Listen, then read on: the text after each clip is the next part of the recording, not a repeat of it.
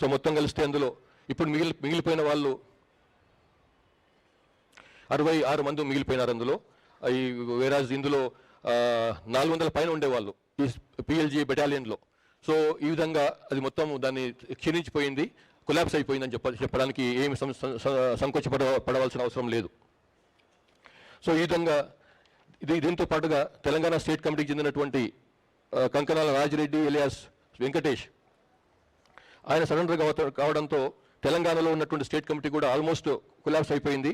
ఇందులో ఒక్క state committee member మాత్రమే మిగిలినాడు. అందులో మిగతా వాళ్ళందరూ కూడా సరెండర్ కావటమో లేకపోతే బయటికి రావటం, ఎన్కౌంటర్లో చనిపోవడం జరిగింది. తర్వాత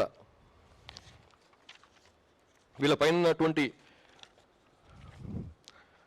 వీళ్ళు బయటికి రావడానికి మెయిన్ కారణం చెప్పడం ఏంటంటే 21 అక్టోబర్ 2025 నాడు పోలీసు అమర వీరుల స్మృతి దినం సందర్భంగా గౌరవ తెలంగాణ ముఖ్యమంత్రి రేవంత్ రెడ్డి గారు ఇచ్చినటువంటి పిలుపును అందుకొని తెలంగాణలో వీళ్ళు ఆత్మసమర్పణ చేసుకున్నారు.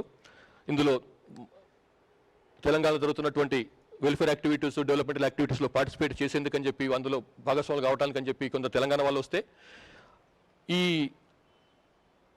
ఉద్యమం ఇంకా మొత్తం కూలిపోతున్నది. ఇందులో ఉండి లాభం లేదు. ఇందులో విపరీతమైనటువంటి అంతర్గత కలహాలు చాలా ఎక్కువైపోయినాయి. తర్వాత ఈ సిద్ధాంతానికి జరుగుతున్నటువంటి కింద జరుగుతున్నటువంటి దానికి పుంతలు లేకుండా పోయింది. కాబట్టి ఇందులో ఉండి లాభం లేదు. ఆ తర్వాత వాళ్ళకు ఉన్నటువంటి ఆరోగ్యపరమైనటువంటి సమస్యలు కొన్ని ఉన్నాయి. ఫ్యామిలీస్ నుంచి చాలా దూరంగా ఉండటం వలన ఎక్కడో పుట్టిన వాళ్ళు ఎక్కడో వాళ్ళు పనిచేసేది ఎక్కడో, కాబట్టి వాళ్ళకు ఆ గ్యాప్ కూడా పెరిగిపోయింది ఫ్యామిలీస్తోని. కాబట్టి ఇవన్నీ కారణాలతో వాళ్ళందరూ వచ్చి సరెండర్ అయినారు.